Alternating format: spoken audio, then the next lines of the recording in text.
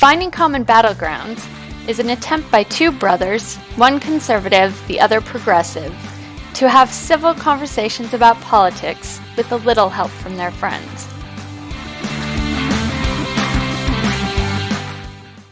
Hey, welcome to another episode of Finding Common Battlegrounds. This is the podcast dedicated to finding common ground on the political spectrum. So I've got Ryan and Josh Cragen representing both the liberal and conservative sides. They are brothers, but they are polar opposites. One is a flaming liberal and the other is a diehard libertarian, staunch libertarian. Tonight's format's gonna be a little different. Usually we have a subject and we have questions that we present to each other to get the other to agree. Tonight's just gonna be discussion based. So I have a number of questions I'm going to pepper Ryan and Josh with, and we're just gonna see where these go. Just a number of current topics.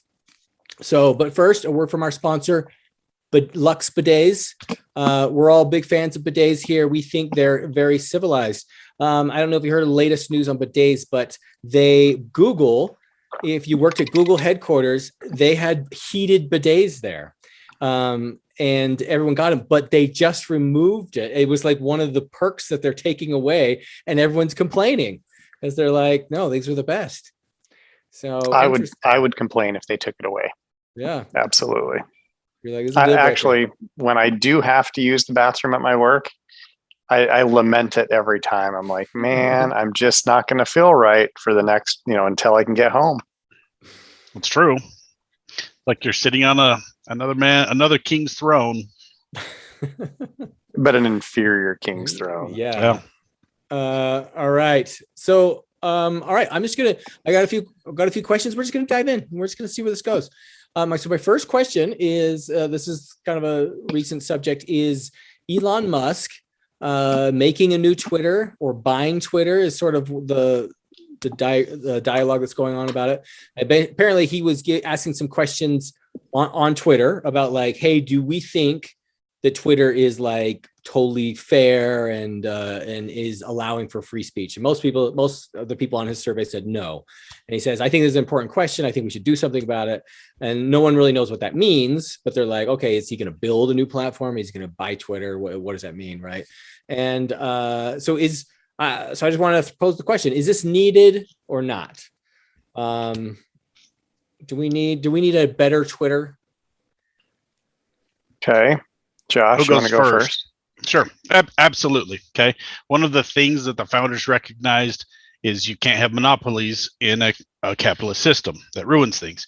And we very clearly have a monopoly in social media. Okay. You have a couple of big corporations that have so much momentum behind them. It's been tried. Other social media platforms have popped up like MeWe and a couple other ones, but they don't have the momentum.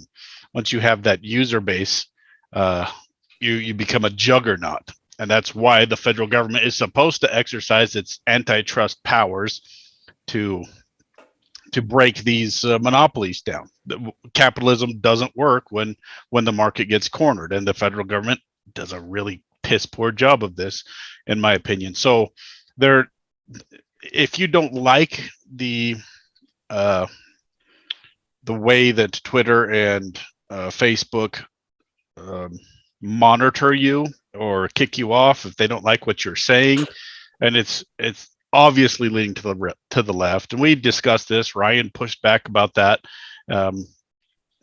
They are monitoring free speech. We absolutely need another platform, but it's going to be so hard for so many people to move away from these entrenched platforms. So absolutely, I love what he's doing. I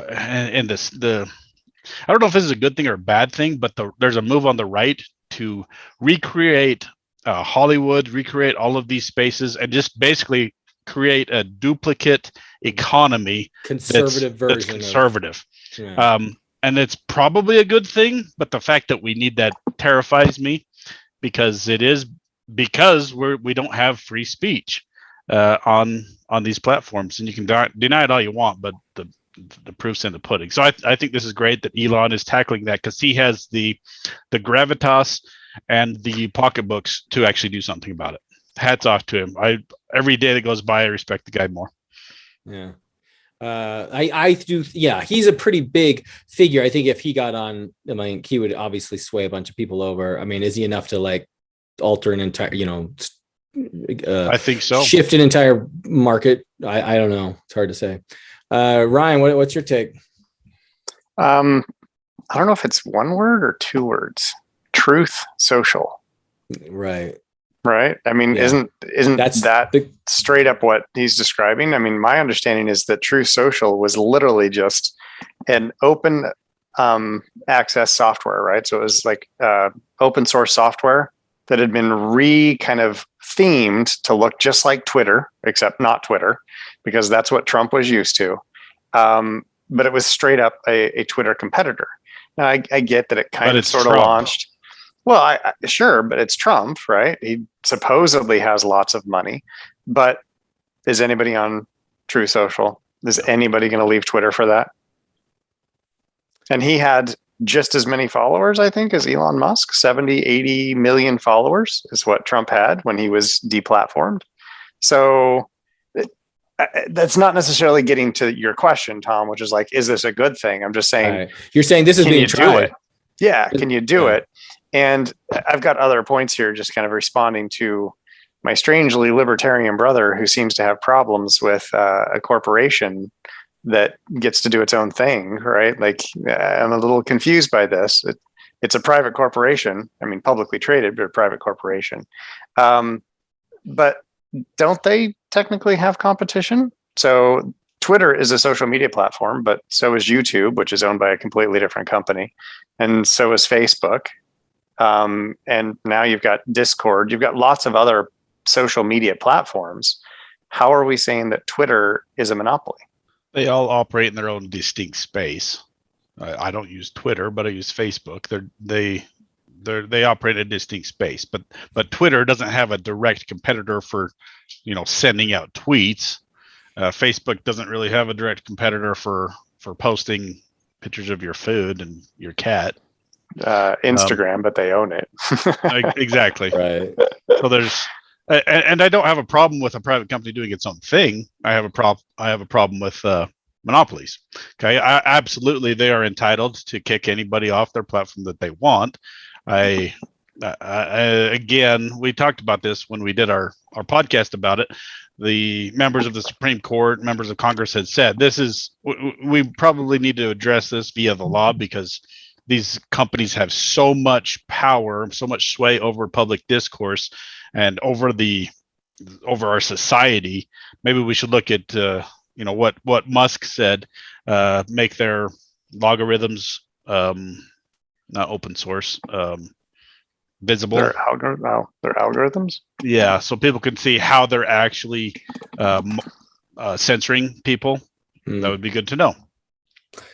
I've heard like Facebook's algorithms are so complex they don't even know like how they work. Like might be true. So the AI is so nuanced and like and complicated that they couldn't tell you what the outcome would be. That's interesting. Yeah. Okay. Well, so this is interesting because I did read someone was talking about this and they were saying platform versus publisher, right? And they said everybody wants to be a platform where they're like, oh, we're just like hosting this content and what you say, we don't know, right?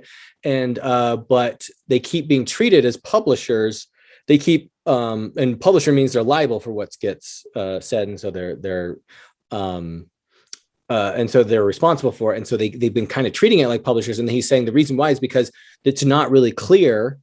And so they've kind of like, well, we're going to self-manage because we don't want the government to come in and regulate, because we'd rather have the power on our side, right? And be able to dictate how we do it. So we're going to remove this stuff so that we don't get in trouble. And I guess Rumble was a conservative social media that tried to get started, but I guess Google removed it from their Play app, from the Play Store, because they were saying that like, well, you guys aren't regulating your content. That's dangerous. Yeah. So we're going to take you down.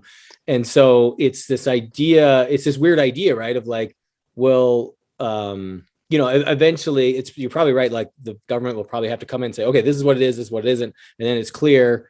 And then and then you can be like, okay, well, I'm working within the law or I'm not. And yeah.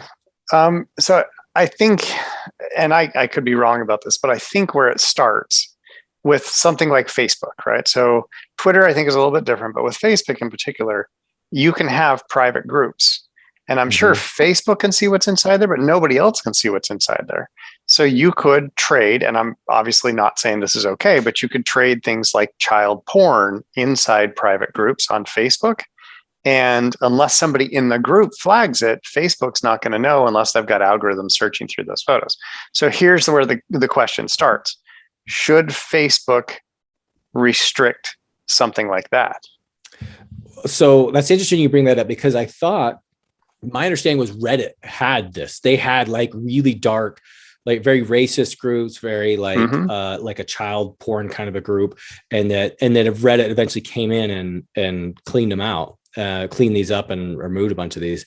And there was a lot of like outcry, and there were people that were like in a gray area, right? Of like maybe kind of bad, but not super bad, and they got wiped out and they're like, wow, they're crying foul. Really interesting. There was an article written about that, and I thought that was fascinating, of like, because Reddit was supposed to be like, oh, anything goes, and then they're like, not anything, and then right. Well, and the only reason I bring that up is I think that's like the clearer case of like, okay, no, Facebook, you shouldn't allow that, right? Like, I don't think anybody in this group is going to be like, yeah, that's free speech. Like, I think that's crossing a line.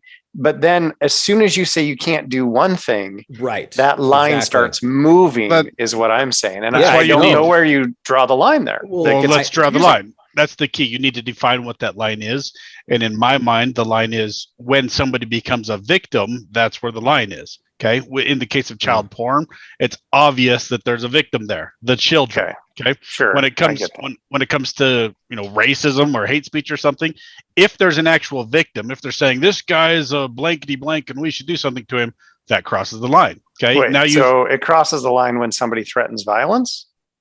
That would obviously be, but that's where, but I think, Josh is saying, I mean, that one always going to be gray. It's always going to be gray, right? Like, I feel threatened by these things that you're talking about, and therefore I'm a victim, right? And it's that's just a liberal thing. They're literally they're threatened by anything. Okay, they want to make it law that you can't offend somebody, which is absolutely absurd, right? Oh, I'm offended by that. That should be against the law. I have a good one for you. It was just in. Oh, this is great. You'll love this. Okay. Just happened. I just read about it in Finland. I forget who it was, but it's somebody for the state is charging a theologian and a pastor for writing anti-gay stuff online that they said is based on their religion, and they are being charged with a hate crime. A hate crime. Oh, see, that's the problem with that. If we go down this road where you can't be offended and it's illegal to offend anybody, then you literally can't speak. Okay, because any thought that you have, anything that you ever say, risks offending somebody. So that's where you have to draw the line where I delineated it a minute ago. If somebody's actually in danger, if somebody's a victim, if you're infringing upon somebody's rights, that's where the line is drawn. Anything short of that, go for it. Because I'm not even going to try and like defend this, but I have to throw it up just because like this is what happens. What if what you say causes me mental health problems? That's your fault. Am I now a victim? Because I definitely don't want to suggest that mental health is not a real thing, because it absolutely is a real thing. Like there's no question it's a real serious issue. So if what you've said online causes me mental health problems, I am now a victim, and it's because of what you've done. Should it be outlawed? And again, no. I'm not trying to take the position. I'm asking the question. A good nuanced question. I'll give you that. It's a good nuanced question, and the answer is absolutely not, because it's not something that you can define. So I could just make the claim I became suicidal because Tom said that he likes Skittles. Okay, but I can say that as absurd as that is, and that's a mental health issue. So no, I like your question. Maybe that's worth going more into depth, but again, you can't define it. The left I shouldn't be attacking the left so hard here, but that is my problem with intersectionality and a lot of the things the left does. You can't define the things that they want to be outraged about. You have to be able to define stuff within the law to have it be a law. Does that make any sense? What I'm trying to say? Something just occurred to me, and I don't know that it's the right answer, but trying to give you a clarifying point or like line here, if the threat to me stops if I just stop reading it. Right. There you go. Well, I like that. I like Does that. that make sense? Right. Well, So if you threaten violence, like physical violence, and then I just shut it off, the threat doesn't go stop the away threat. because you've Yeah. threatened, physical violence. I But really if I can like literally that. just be like, computer off, and then the threat goes away. It's like you do have like- to draw a line somewhere, That's and good. it makes me think that it would be physical. Like if you're a victim of physical, torment or whatever. Yeah. That, and then if you're suffering from mental, you probably shouldn't be. If you're mentally fragile, you probably should not be reading anything. You shouldn't right? be on Reddit. That's for Shouldn't dang be on- Skippy. right. So I don't know. Could you get away with that? Could you say this is our ethos? These are our like guiding our moral guidelines, and not get sued. And I don't know. Well, there's a protection. It's just like Josh says, it's a matter of time before someone commits suicide because they read this thing. Oh, it's happened. Oh my gosh. It's happened many times already. Totally. It's already happened many times. But Yes. the social media companies, there is a protection for them, right? And what we talked about Well, Tom already clause. mentioned it, right? So it's Can't whether remember you're a the clause. platform or a publisher. Oh, Yeah. and then there's the clause that we talked about in our Article 132 or whatever it yeah, was. which makes where- that distinction, right? Yeah, they're protected from being sued because somebody posts content on their website, and they hide behind that at times. But I don't think that's really the issue. Okay, I on Facebook I belong to a libertarian writers group. Okay, and we have been banned, and it's not because we're fomenting hate speech. It's just people make fun of Biden or something, and it's obviously to the right. The group has been not banned, but put on hiatus, whatever that's called, suspended before because somebody posted some mean meme about Joe Biden. Okay, that's how bad Really? Facebook's getting. It's absolutely ridiculous. It's an open group. I mean, you have to apply to get in. Just prove that you're not a troll, basically. That's just there to cause problems. But there's a whole bunch of people in it, and we just talk about writing things, and it's leading to the right, obviously. But it's been suspended because it's not in lockstep with the with Facebook and their politics. It's absolutely absurd. Okay, but couldn't you do the same thing on Discord or set up your own website? I mean, setting up websites really aren't that hard with a forum.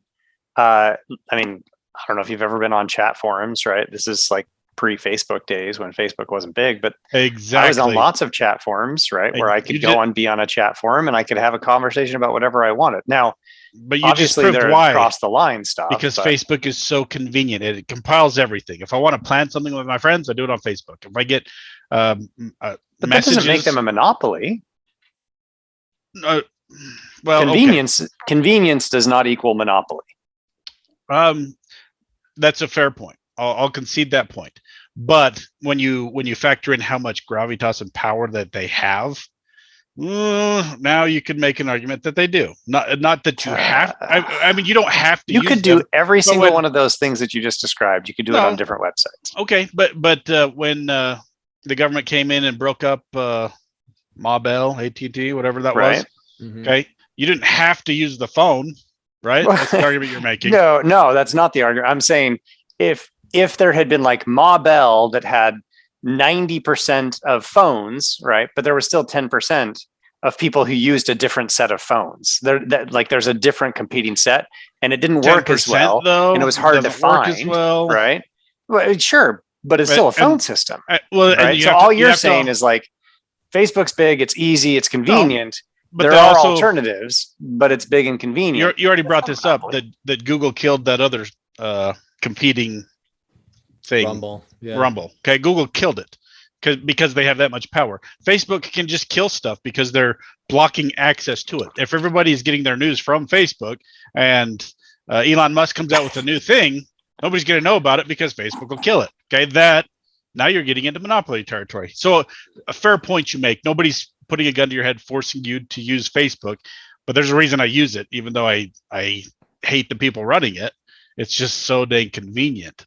So fair point you make, but I disagree. It is a monopoly. Okay. Next question. Sure. All right. Okay.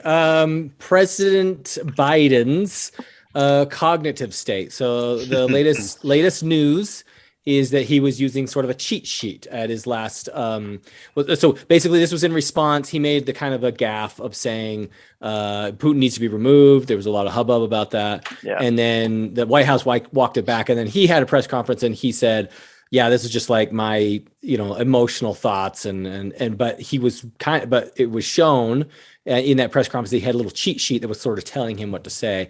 And people are making a big deal of like, he needs like, he needs to have his handheld. He's not, his cognitive state is so poor that people are basically telling him what to say. A big deal or not? Ryan, you want to yeah, I'll just say the one thing that immediately came to mind. I'm 45, right? So I'm how many years his younger? Like 35-ish years his younger. He's 82. He's just over 80, I think. The other day I was having a conversation and I forgot half the words in a sentence that I wanted to say. Right. I'm 45 and eventually they came to me, right? I was trying to say something a little bit obscure, admittedly. Oh, he's 79. He's 79. Yeah. I thought he was over 80. But. Yeah. So, I make gaffes all the time at 45, and I don't think I used to make this many gaffes. Maybe I just don't remember. I use cheat sheets when I give talks, right? It's called a PowerPoint. I do it all the time. I'm not saying that he's a young buck, he's spry and cognitively 100%. I'm not trying to say that. I'm just saying I'm 45 and I already struggle. And I can only imagine it's going to get worse. Like, is anybody surprised that a 79-year-old doesn't always speak clearly? I mean, none of us do, or need some help. I'm not surprised. Okay, not a big deal then. I mean, really, I'm not saying it's not a big. I'm not saying it's not a big deal. I'm saying, how is this surprising? Oh, okay. You're saying this isn't a big surprise. It's not a big surprise. But so does it matter then? It would matter. It would matter if he was so out of it cognitively that he was like, let's fire nuclear weapons, right? Like, what is he doing wrong that is literally wrong for the entire nation? Like 100% of people say this is terrible. And he's trying to do that versus 40% of conservative leaning individuals are like, well, I don't like that. But everybody else is like, yeah, whatever, it's fine. Well, okay. So I think the biggest, strongest example that I've heard, because I agree there, he said he was in Iowa, but he was actually in Ohio. Right. And it's like, okay, no big deal. But like, so people said that latest statement, right, that he's like, Putin has to go. That's provocative. Right. And that could be dangerous. Yeah, but Putin already is in a position where he tells everybody around him, like, he's super paranoid because he thinks everybody is trying to get him out of office, right? Yeah. So he is already super paranoid and has been for, as far as I know, the last 10 years. I listened to a podcast where the world's leading expert, English-speaking expert on Putin, was saying that. She's like, for the last 10 years, he's been telling all of it, like, he's been shrinking his inner circle because he's become so paranoid that people want to assassinate him. And it's not necessarily that people do. I mean, I'm sure plenty of people do. I do. But I think a lot of people do. But I don't think like the threat in his inner circle is anywhere close to where he thinks it is. So I don't know that it really changed the narrative much, other than it was a gaffe. It was stupid. He shouldn't have said it, because it does just feed that narrative that Putin is telling everybody, right? They want regime change. So sorry, side note here. What is it with world dictators that like they are insanely paranoid? Like I've heard the same thing about Kim Jong-un. Is it Un or Il? It's Un. Yeah. and that he's just like, yeah, crazy paranoid that like he's gonna get assassinated by somebody. And then what was it? It was Gaddafi. Gaddafi was that? Is he Algeria? He had Libya. He had, what was it, like the 5 women bodyguards at one point? Well, I had read that like, so there was a guy that wrote an article about how he was a surgeon. He did some plastic surgery on him, and they like shipped him in from like the US or something like that.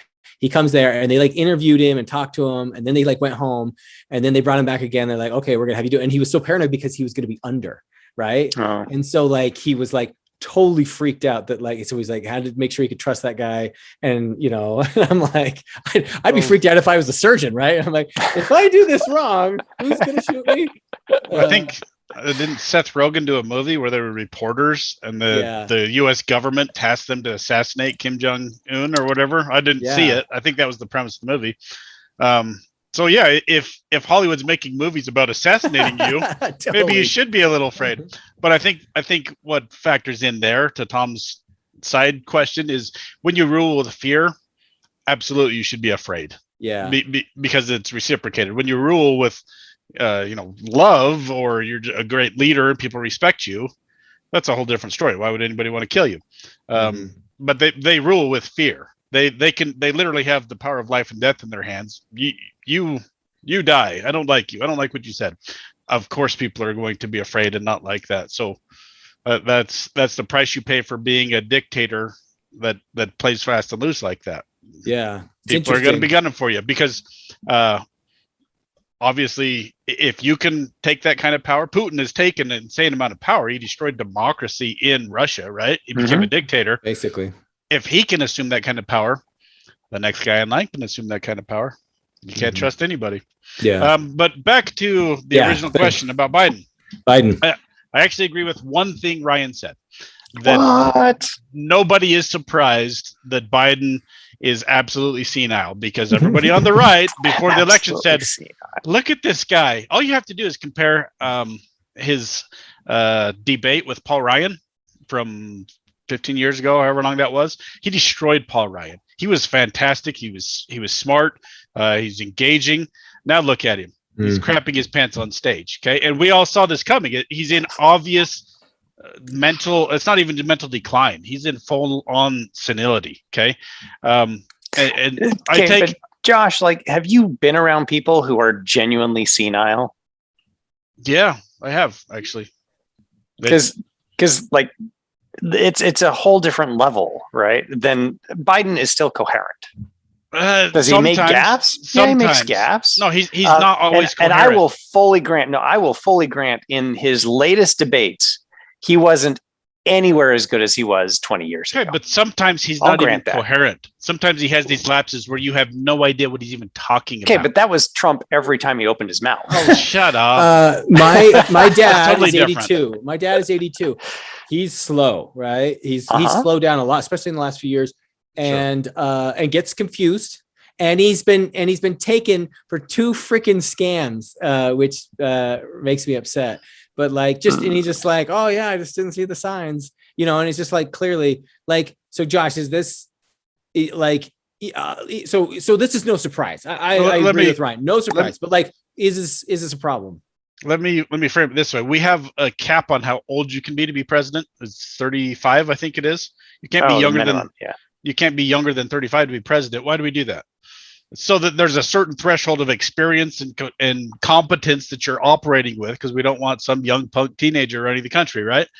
Why do we not have a cap on how old you can be? Because he obviously is incapable, and the whole world makes fun of him. Okay, you can't deny that, Ryan. I'll pull you up 400 news articles right now. Everybody makes fun of him. Even the left-leaning night shows make fun of his age. Sure. Including Saturday Night Live. No, they're not making fun of They're not making fun of his age. They're making fun of his competency. Okay, if he was 90, but as good as he was back when he debated Paul Ryan, nobody would be saying anything. Sometimes he just utters gibberish, and there's several times his wife will be like, "No, Joe, don't say that. Joe, come over here." Like, he follows around like a dog. Like he's being handled. So is this a problem? I think his whole presidency, he's been run by handlers. I don't think he's been there at all. So I don't know that it's like a terrible problem. I don't think they're going to let him just play with the nuclear football. Okay. But it is a problem because here, Joe, go play in the corner. Exactly. Right.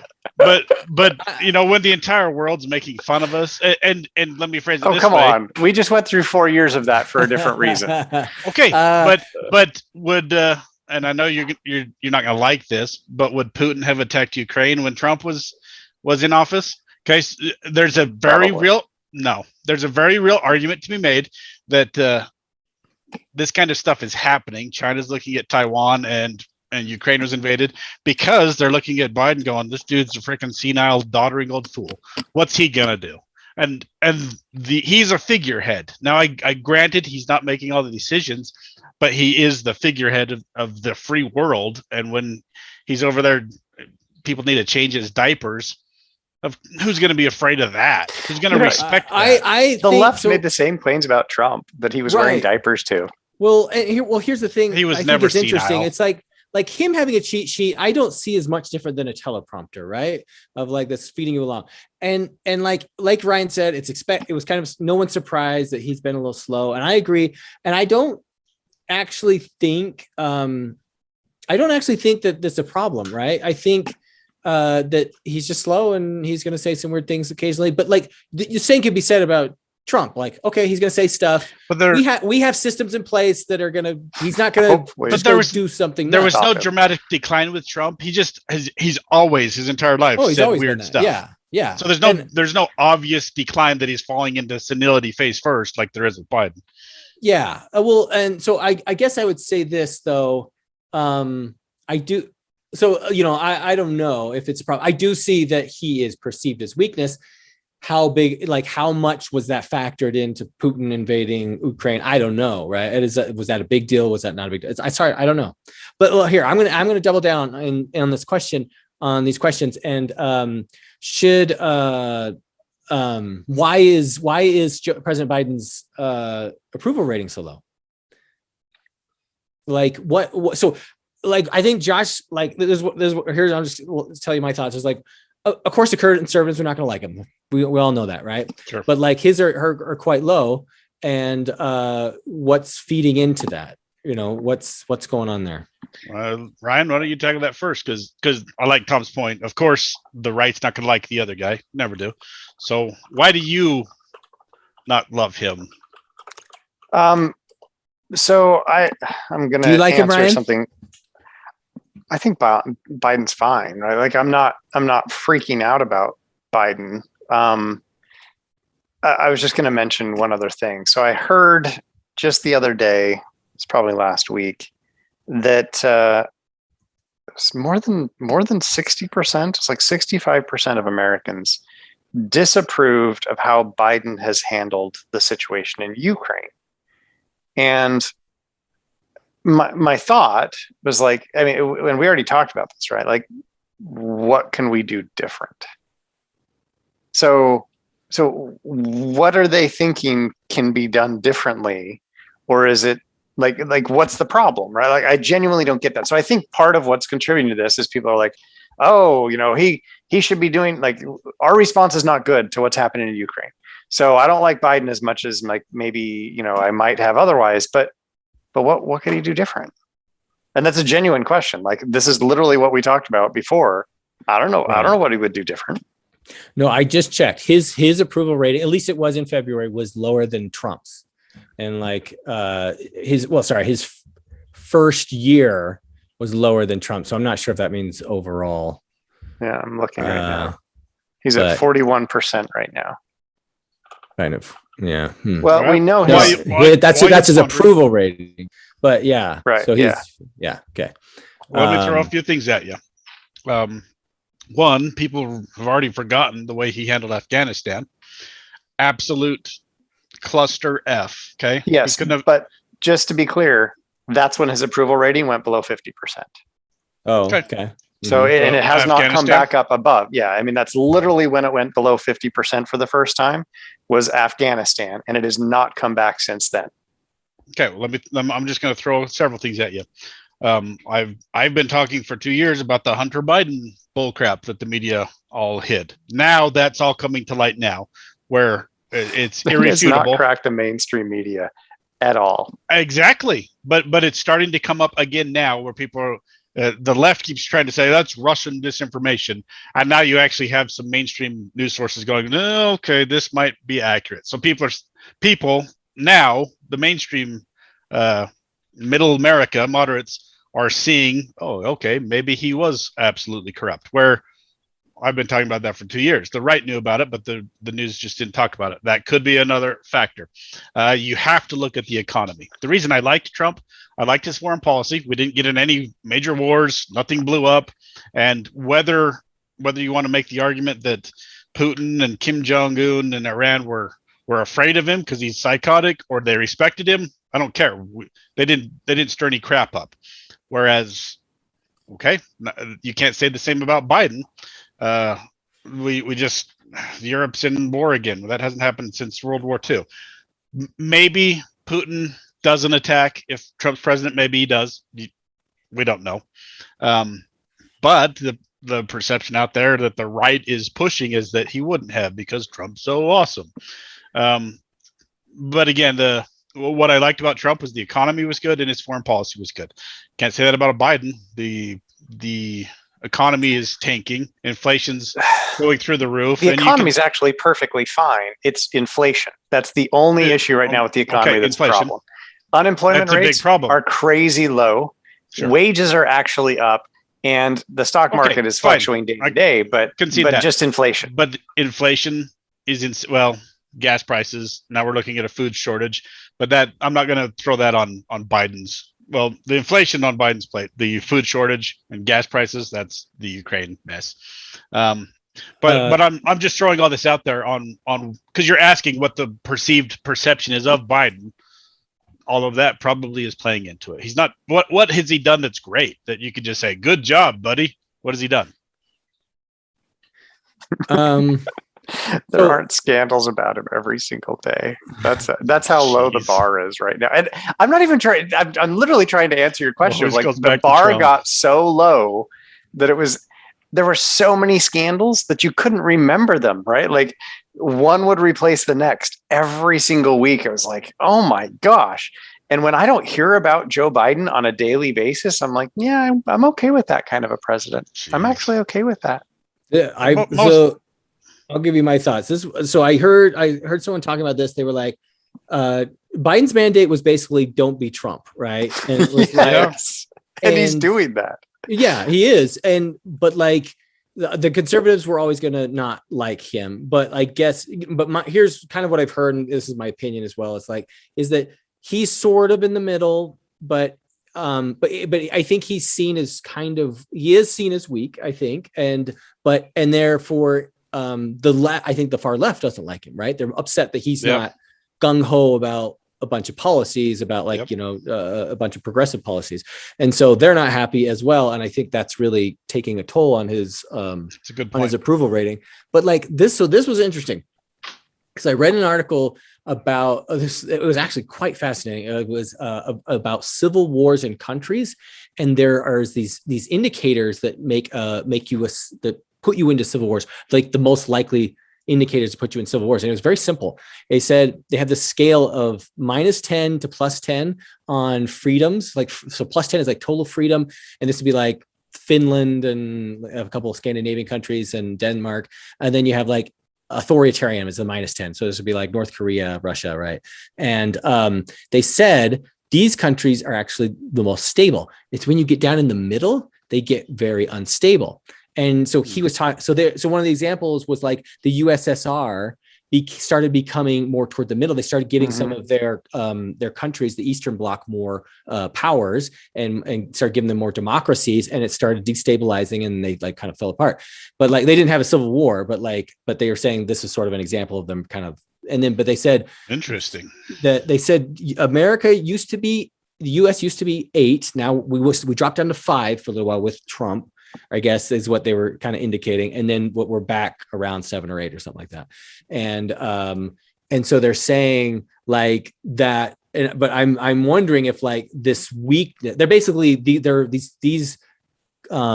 they're perceived as weak when they fall into this middle area, when we start moving more towards a dictator, like we start losing certain freedoms and things like that. They say, because it's usually a government that it becomes a government that's in transition, which is seen as weak, and therefore the countries kind of fall apart. And I thought that was super fascinating. And I didn't know, like, so I thought that was interesting that Biden is perceived as weak and no one's happy with him. And I'm like, it seems like both sides to a degree, right? To a degree. So I'm actually looking at 538, their website, which is like a polling website, right? Mm-hmm. And Trump was immediately below 50%. Biden stayed at 50% until like August, right? And now he's back actually in the range where Trump is or was at the same time. So I know he got a boost after the State of the Union, and I thought he got a boost from Ukraine as well. But Biden? Yeah. Oh, I haven't seen. I mean, it doesn't seem to show much of a boost from Ukraine. Maybe I'm wrong. Maybe a little bit. I did hear he got a boost. Yeah. From the State of the Union. Yeah, I think you're right. He was down at 41%, and now he's at 42%, but it's dropped now. So he went up 1% basically, and now it's dropped back down a little bit. Okay. Yeah. Interesting. Well, my overall takeaway from Ryan's argument there is Ryan's actually a libertarian because he's happy when he just doesn't hear from the government. That's the libertarian stance. Leave me alone and I'm happy. That's what I'm not entirely disagreeing with that. But I also mean it at like the scandal level, because it literally was like every week it was a new scandal. The majority of those scandals were manufactured by the left. Did you see that Stormy Daniels was just forced to pay him $200,000? Yeah, which she said she's not going to do. If Stormy Daniels has to pay him for having sex with her, what does that make Trump? A gigolo, baby. The right's gonna run with that. I agree with Josh. There was a lot of silly manufactured things that really weren't that big of a deal ultimately. Because I do think, like, even this thing with Putin, the rights made a big deal about it.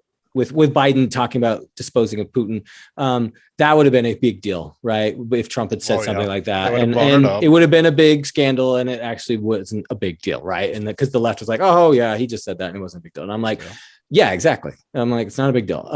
So I do agree. A lot of it was manufactured, but yeah, he did. There were so it's hard to say. I think there's a huge confirmation bias in play here. You didn't vote for him, so you're going to rip apart anything he says, and the guy you voted for, you're going to feel defensive to try to justify your vote. I think that's a huge part of this. I get that. At the same time, I just want to say, like, it got to the point when Trump was in office that, like, every morning when I would turn on my morning news, right, which is just through my Amazon Echo, it's just like reading me, PBS, right? So whatever, PBS and BBC, and then we do Associated Press, right? Like, it's very kind of generic, supposedly middle of the road stuff. During Trump, every morning it was like, and this is what Trump did. And I would say it's like 20% of the time I wake up and this is what Joe Biden did. And it was just so, like, and maybe it's middle of the road / mainstream media bias, right? Like, maybe it is, but it just seemed to me like they were more genuinely scandals. And I get your confirmation bias thing. I get that. It was just maybe they are because Trump sells. And I agree. I agree with you, Josh. I think because I see it, because here's the thing. I see it on the right now. Every day I get some, Biden said this, Biden said that. And it's so stupid, trivial stuff. Yep. And I'm like, that's what I used to think about the stuff they were like drumming up about Trump. And you're like, okay, we're just scraping the bottom of the barrel. Here's the thing. This is what I think. I think we are celebrity culture, and we want our president to mean everything to us. And I think our president actually has little to almost no bearing on our personal lives. But for some reason, we like monarchies, I think. And we just want a monarchy, and we want and we want to blame them for everything, and we want to give them all the credit. And like, they actually don't really matter that much. And but like we're weird. We're as like our society, we're just like, who's going to get in the presidency actually doesn't really even matter that much to me, right? Who's going to be my senator? Who's going to be my, my state legislator? Those things actually matter, but most people couldn't even name those, right? No, they can't. So it's kind of weird. I like that take because I always make fun of England for caring about the royal family and the Prince Harry and whoever and the gossip. Yeah, so silly, but then we do the exact same freaking thing. Right. Here. Yeah, we treat them like the royal family kind of way. Yeah. All right. Last, I'm trying to choose which one. I'm gonna go with. Better be Will Smith. Should we? Should we go into that? Should we do it? Yes. All right, let's do it. We might have very different takes. This might be interesting. Smith. I don't know. I'm actually. This is really interesting because I think most. So I'll just give you a little bit of my take. Most people have condemned him, but a lot of people, and I'm actually a little torn. A lot of people have been like, I love that he defended his wife, got up on stage and slapped him by defending his wife because Chris Rock made the joke. Right. And I'm like, I a little bit kind of get it. I mean, like that was a really cool thing he did for his wife, but insanely inappropriate. So I don't know who wants to go on that one. Who wants to take that? Go ahead, Jeff. I'll go. I have real problem because I've been reading some of the comments on Facebook and YouTube about it, and I don't like that there's no nuance in a situation like this. People are just like, yeah, you say anything to my wife and I'm gonna drop you, man.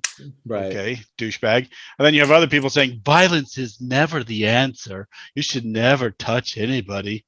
They're both wrong. Okay. There are situations where violence is the answer, but it should be the last resort.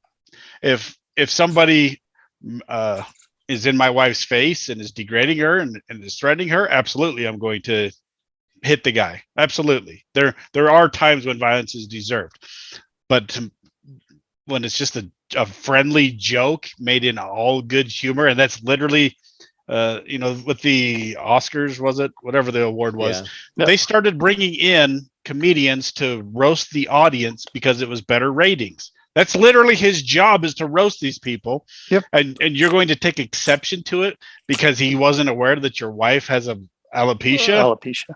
Yeah. Oh my gosh. I saw earlier today a video clip of Will Smith years ago on Arsenio Hall. And he's making jokes, and there's a bald guy in the band, and he starts making jokes about the guy being bald, and he waxes his head every day, and the audience goes, ooh, and he turns to the audience, he goes, it's just a joke. Will Smith did that, huh? The exact situation. He's making jokes about a bald guy, and then he says, it's just a joke, chill out. And then, you can see where I'm going with that. So it was so bizarre. And another clip is, it shows him when Chris Rock tells the joke about the bald, and he's laughing. Yeah. Then he turns to his wife and sees that she's pissed, and he goes, well, now I'm pissed. Take care of it, Will. Yeah. So the big meme that I really like about this is the Will Smith's marriage is so open, you can sleep with his wife, you just can't make fun of her. Okay. Ryan, what do you think? I'm actually kind of surprised that we totally agree. And I'm not like all the way to the, straw man of like, no violence is ever acceptable, right? Like, I don't know how many people are actually there. If you were physically threatening anyone that I was around who I didn't think could defend themselves, I would happily step in, including my wife. But I just thought his response was not only totally inappropriate. If I were Chris Rock, I would have absolutely pressed charges. And the reason why I say that, right? One, and I want to get Tommy's take on this because Tommy is a budding comedian, right? So I think that's really interesting. But it was a joke. It was just a straight up joke. But two, I hate the idea that somebody with his prestige and power and popularity, like Will Smith, can get away with doing what he just did. Mm-hmm. Right, because there are so many other people. If it was Joe Blow, the janitarian, who had walked up and did that, I guarantee you Chris Rock would be No. pressing charges. Did you say No. janitarian? No, what would have been worse? Janitor. Like a I don't know. white guy. I told you I'm high. A tonight, white so. guy came up and hit Chris. Oh my gosh! A white Could you guy. Yeah, imagine? that would be a race, like a hate crime, Yep. Yes. and he would be Yes. getting charges pressed against him. And that's probably true, right? But Destroyed. But Will But- Smith got an award and a standing ovation a No. couple minutes later. And that's I know. that's the thing. What about the Academy's response, right? And I did a bit on it just a little bit earlier today, so you'll have to watch it. But like that's interesting, right? They said they did debate whether to like remove him from the Gator, but ultimately they clearly said no. Let's let him have our most prestigious award. He's too high profile. Well, and that to me, I think is the biggest problem with the whole thing. Is we're basically saying there are double standards here, right? If you're a big name and you're high profile, you can literally walk up on stage and punch somebody in the face for telling, I heard that Chris Rock didn't know she had alopecia, right? Like, I don't know if that's Insensitive true, joke, but it was right? an insensitive joke. Let's just go with insensitive, but it's Barely. not like horrific, right? Barely. It's not the worst joke I've ever heard. But if he gets to do that, right, like that's a clear double standard, a legal and moral and ethical double standard. That to me is the biggest problem, right? Like Yeah. my I disagree with estimation you of there. Will Smith just totally plummeted through the toilet. Like, Well, Yeah, he what a might have just scumbag. ruined his career. Yeah. I hope so. I don't think he absolutely did. hope so. That's I the don't think so problem. either. And That- and this is sort of, if you watch my bit, this is kind of what I go into is I said, so the Academy, I'm like, what kind of precedents are they setting, right? I'm like, Andrew Garfield's probably sitting there going like, well, I'm bringing brass knuckles next time, but because because they're like, and nobody next year, nobody go on stage and do something wild and crazy and create a whole bunch of conflict, right? Because it's like. Yeah. We clearly love. I mean, the truth. no is one they would be got talking tons- about it without it. Yeah. Yes, I didn't know they it was exploded. even on. Yeah. Yes, I And- knew that it was coming, but I didn't watch it. I didn't care. And that's the only reason that I saw anything about it is I was like, oh. Let me throw this out there because I agree with Ryan's take. The double standard is disgusting, but I think that's the second biggest problem. I think the biggest problem is you have comedians like John Cleese and Jerry Seinfeld and several others that won't do comedy on college campuses anymore because they can't tell jokes, because the outcry, if they're not politically correct, is insane and people try to destroy them. So that's very telling. Jerry Seinfeld is really not that edgy of a comedian, Mm-mm. right? No. But if his jokes are not politically correct, what's the point of comedians now? What role does comedy serve in the zeitgeist? It's to say things that people are thinking but don't dare say. Okay, they're supposed to be edgy. They're supposed to push that envelope. And if suddenly they can't make any kind of joke, because clearly Will Smith had no problem making that exact same joke 15 years ago whenever he was on Arsenio. But and this is what the right is calling out about the left in this political correctness and PC culture and the safe spaces and microaggressions. Now you're that's what the far left is trying to say, that speech is violence. Ooh, Yeah. that's a disgusting precedent that you're trying to set. And if Will Smith gets away with this, you're kind of agreeing with that precedent that Chris Rock was microaggressioning Jada, so he defended her honor. That's what scares me from this, because as soon as you take away comedians, because already we've seen this for years, that I can't get away with saying stuff because I'm not a comedian. I'm a racist white guy. No, totally. And it's a bad precedent. This is the whole. What was that? That was the news agency that got attacked in France, right? By the Charlie Hebdo. Oh. Yeah, Yeah, right. Charlie And it's Hebdo. like that's a really, that's obviously super extreme, but then I actually did read an article like that we need to protect comedians, and that they were saying Kathy Griffith made, like, she got in trouble because she had Trump's head, right? And it was like, but she made this point of like, well, something like, well, nothing's safe anymore or something like that, right? And the person was sort of agreeing with him, like, yeah, like, I'm gonna get in trouble for anything, and that's so dangerous, right? It's an attack on free speech, and it's like, and that was the other part of my joke is like, the Academy's going to have Dwayne the Rock Johnson host next year, right? because I was like, well, if they have Kevin Hart, the Academy's going to hope he goes home in a body bag because like they're going to be like, ooh, ratings, beat up Kevin. Props to Chris Rock. He took that thing like a champ. Seriously, like it looked like he actually, he hauled in and like really hit him. Yeah, and Chris Rock was like, boom. I just got the shit slapped out of me by Will Smith, but he didn't even move at all. I was like, Chris Rock's the bomb. I would have started crying, but he took a second and then you could tell he kind of lost his track and he's like, okay, we're gonna move on to the thing and I'm gonna get off stage. But he was still funny. He said, this is the greatest night ever. Props to him. Dana White had a tweet about it. He said, finally, an Academy Award's worth watching, and Chris Rock has a heck of a chin. So that coming from Dana White, that clearly he took it. Impressed by that too. Yeah, my respect for Chris Rock. Shut up. Absolutely, he handled it as well as you could expect. Oh yeah, but Will Smith, there's nothing he could have done better. Yeah. Right? That was. I had lost a lot of esteem for Will Smith because he's a Scientologist for a while, but I think it literally, in my mind, this is a strike against any movie that Will Smith is ever in again. Like I will literally look at it and go, I don't know if I actually want to go see a Will Smith movie because he's a piece of crap. Well, you know what? I don't know that might be a little too harsh. I think what it is that his marriage is so strained because they're trying to do this open relationship thing because she cheated on him, I think multiple times. And since they're public figures, he's trying to, play it off like I'm okay with it. Clearly, he's not okay with it. I think this was like a breaking point because their relationship is so bizarre and weird. He was trying to prove that he loves her and protects her. I think that's really what it came down to. Totally. I'm with Josh a bit. It's really interesting. I have no idea what it would be like to be a celebrity couple, right? And the amount of pressure of the amount of women that would want to sleep with me at all times, right? And having to deal with that, and having to try to keep your marriage together with all these pressures, I actually have a lot of respect for how hard you can tell they are trying hard to keep their marriage together and their family together. And he did that for her, right? And it's actually a really beautiful thing.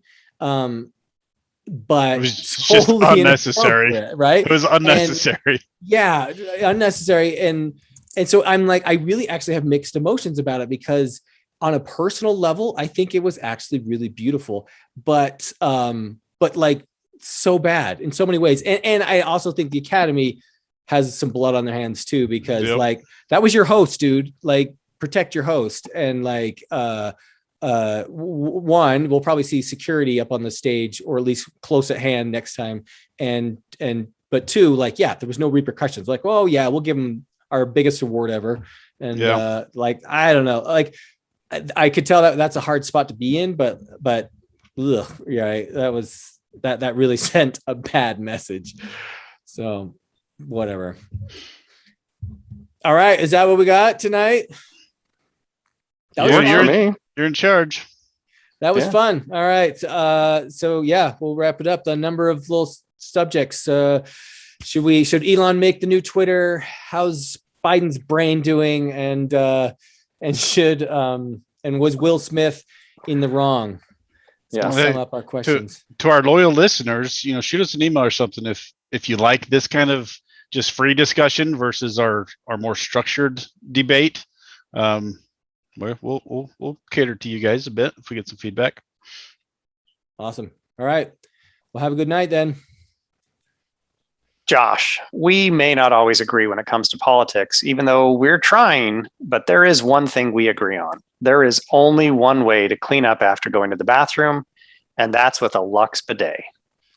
I've been a proud owner of a Lux bidet for years. I have literally owned a Lux Neo 320 since 2013. That's the warm water model. Talk about happy, fun, poopy time. When I leave the bathroom, I know I'm clean and ready to talk politics in a civilized manner. Exactly. Using a toilet without a bidet is about as uncivilized as it gets. Civil conversations demand civil hygiene practices. And that is why our listeners should get themselves a Lux bidet. And just to be clear, Lux is not supporting one side or the other in this podcast. They support civil conversations and clean butts.